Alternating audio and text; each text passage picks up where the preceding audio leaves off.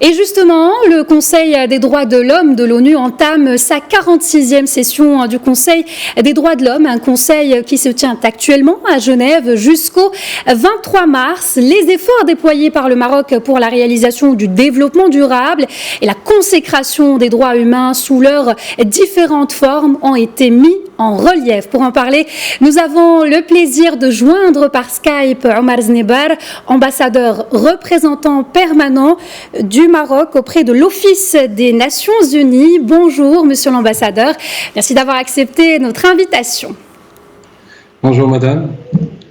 Alors, au cours de cette 46e session du Conseil des droits de l'homme, le Royaume du Maroc a décidé de se porter candidat au Conseil des droits de l'homme pour la période 2023-2025 avec le soutien de l'Union africaine, de la Ligue des États arabes et de plusieurs autres groupements régionaux. Quels sont, selon vous, les critères qui façonnent cette candidature dans le contexte de la dynamique marocaine d'interaction avec les mécanismes onusiens des droits de l'homme ?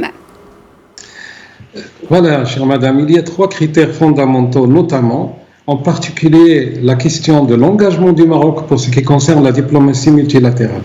Comme chacun sait, dans ses orientations de politique étrangère, Sa Majesté le Roi a toujours donné l'impulsion à notre diplomatie sur le plan multilatéral.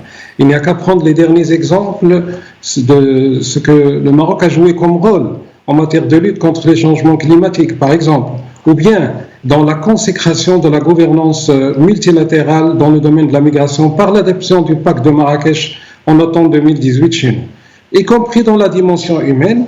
D'ailleurs, le Maroc a une action multilatérale très importante, je rappelle l'action humanitaire impulsée par Sa Majesté le Roi sur le plan international mondial, mais aussi l'engagement du Maroc pour ce qui concerne les droits de l'homme au niveau régional, continental. C'est donc ça le premier élément fondamental. Le deuxième, c'est la gouvernance des droits de l'homme chez nous au Maroc, qui a connu, comme chacun sait, ces 2 dernières décennies, des événements historiques importants. À commencer par la réforme du Code du statut personnel chez nous, l'INDH, et bien sûr aussi les réformes constitutionnelles de 2011 amenant, entre autres, la parité entre le genre féminin et masculin chez nous, et aussi plus récemment, des événements très importants en matière de gouvernance des droits de l'homme chez nous au Maroc, la couverture sociale universelle, le nouveau modèle de développement qui est actuellement en discussion, qui sera bientôt consacré par Sa Majesté le Roi Mohammed VI, comme cela a été annoncé. Cette gouvernance s'élargit aussi à la société civile chez nous au Maroc, qui est très active dans ce domaine, en matière de soutien aux personnes ayant diverses nécessités. Je parle de l'handicap, je parle de la lutte contre la discrimination à l'égard des femmes, mais aussi en matière, comme vous l'avez dit, de développement durable, en particulier de lutte contre la pauvreté chez nous au Maroc. Le troisième élément, également, qui est très important, c'est notre interaction au niveau international. Le Maroc, dans ses engagements internationaux, a signé toutes les conventions internationales en matière des droits de l'homme. Il les applique de manière rigoureuse, scrupuleuse et engagée.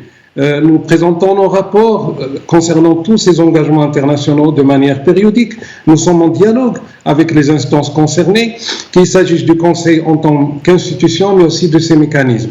Notre interaction internationale va au-delà de notre engagement propre, mais notre soutien à de multiples initiatives, y compris par exemple en coparrainant des résolutions essentielles au niveau du Conseil des droits de l'homme, celles concernant l'état de droit par exemple, la responsabilité de protéger ou bien l'environnement, je ne cite ici que quelques exemples, mais aussi l'action de nos experts. Beaucoup de nos experts siègent aujourd'hui dans les organes de traité des droits de l'homme, voire même les président, et sont reconnus comme jouant un rôle fondamental. Il y a à côté de cela l'action de nos institutions nationales, le Conseil des droits de l'homme, entre autres, mais pas que. Il y a aussi beaucoup d'autres instances constitutionnelles travaillant dans la dimension humaine. Je parle du Conseil économique et social et d'autres instances qui viennent donner cette illustration de l'engagement du Maroc et de son rôle. Donc tous ces éléments sont, si vous voulez, fondent et motivent notre candidature pour le mandat de 2023-2025, comme vous l'avez dit, madame. Monsieur l'ambassadeur, comment évaluez-vous le développement et la consécration des droits de l'homme dans nos régions du Sud, notamment dans le contexte général de notre environnement régional et international? Quels sont les indicateurs les plus tangibles à cet égard? Écoutez, chacun sait que c'est une situation tout à fait normale, voire épanouie. L'exercice des libertés fondamentales dans nos provinces du Sud, comme dans le reste du royaume, est patent. Il n'y a là aucune difficulté. Bien sûr, il y a toujours aussi des expressions, j'allais dire, très importantes à travers les différentes échéances électorales. La population choisit ses représentants de manière démocratique. Il y a là aussi une activité de la société civile qui est des plus significatives. Donc, sur ce plan-là, c'est déjà des acquis fondamentaux. Ajoutez à cela les droits économiques, sociaux et culturels dans nos provinces du Sud. Chacun sait que le Maroc a accompli, je pèse mes mots, un miracle par rapport à la situation, si vous voulez, géographique, topographique dans nos provinces du Sud. Nous avons hérité de nos provinces dans un état de dénuement, n'est-ce pas, après leur récupération. Aujourd'hui, ces provinces sont de plus en plus considérées à l'échelle internationale comme un hub continental, en trait d'union entre l'Afrique du Nord, mais tout le continent africain et le reste du continent.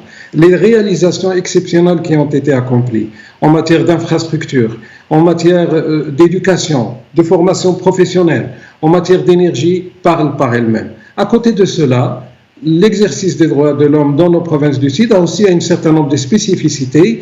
Il y a la reconnaissance de la culture hassani dans le préambule de notre Constitution. Mais il y a également l'action qui a été faite, très significative, en particulier par l'Agence de développement des provinces du Sud dans ce domaine. Les festivals culturels, l'enrichissement de la langue, un certain nombre de publications qui j'allais dire, provoque une adhésion très importante de la population sur place. À côté de cela, pour ce qui concerne l'exercice des libertés et des droits de l'homme dans nos provinces du Sud, elles sont ouvertes, elles sont visitées, comme on l'a constaté cette semaine même, par des délégations diplomatiques officielles, par des parlementaires, par des représentants de la société civile et naturellement par les représentants des Nations Unies qui sont sur place et qui, je dois le dire, et il faut le constater, font en sorte, dans leurs rapports qui sont présentés en particulier au Conseil de sécurité des Nations Unies, j'attire l'attention sur le fait que le Conseil de sécurité des Nations Unies ne s'est jamais inquiété d'une situation des droits de l'homme dans nos provinces, mais au contraire, souligne le fait qu'il y a des comités régionaux des droits de l'homme qui travaillent sur place dans chacune de ces résolutions. Très bien. Très bien. Alors, ces derniers mois, notre pays a remporté plusieurs victoires diplomatiques concernant notre intégrité territoriale. C'est ce qui a poussé les opposants à accentuer leurs manœuvres pour contredire les intérêts nationaux. Rapidement, ces manœuvres ont-elles des échos dans ce forum international ? Écoutez, je vais vous répondre très simplement, madame. Comme vous l'avez dit, la session est ouverte depuis lundi dernier ici à Genève, depuis 5 jours. Il y a eu plus de 120 déclarations de hauts dignitaires dans ce qu'on appelle le débat de haut niveau. Il y a eu des chefs d'État, il y a eu des ministres, de nombreux ministres des Affaires étrangères, des ministres représentant leur pays. Alors, sur ces 130 déclarations, il y en a eu 3 qui ont cité la question du Sahara de manière tout à fait politique, j'allais dire epsilonienne, rien à voir avec les droits de l'homme. Cela, à lui seul, démontre l'isolement de nos adversaires et démontre l'indifférence par rapport à cette volonté d'instrumentaliser les droits de l'homme contre le Maroc au niveau du Conseil des droits de l'homme. Cela est vraiment, j'allais dire, tout à fait criard. À côté de cela, bien sûr, nous faisons en sorte, nous, en tant que délégation du Royaume, d'appeler l'attention de tous sur cette instrumentalisation, sur ces manœuvres qui voudraient créer un sujet factice, tout à fait artificielle concernant une supposée situation des droits de l'homme dans les provinces du Sud. Dans notre interaction, nous répondons toujours aux questions qui sont posées de façon, j'allais dire, institutionnelle par ceux qui sont concernés, les procédures spéciales par exemple, que nous invitons d'ailleurs à visiter nos provinces et les ont déjà visitées. Voilà, la situation dans les provinces du Sud du Maroc est de loin n'a rien à voir, à comparer avec ce qui se passe dans les camps de Tidlouf que vous avez d'ailleurs détaillé par la déclaration faite par l'ambassadeur. Merci, monsieur l'ambassadeur. Merci. Je rappelle que vous êtes le représentant permanent du Maroc auprès de l'Office des Nations Unies. Merci d'avoir été en direct avec nous depuis Genève.